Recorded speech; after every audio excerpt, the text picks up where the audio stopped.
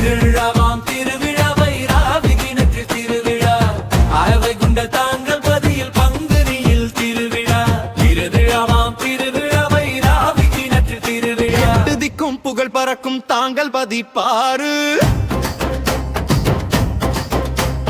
சொன்னதெல்லாம் நடந்து வரும் சட்டம் கேட்டு பாரு